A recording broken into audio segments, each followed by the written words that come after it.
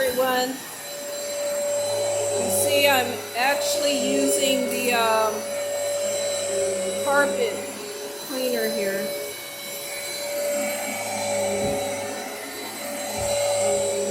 The carpet shampooer, I'm sorry.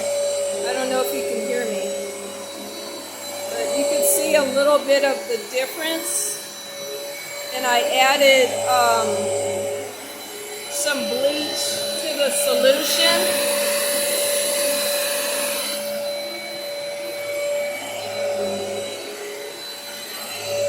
It really needed it bad. So I'm going to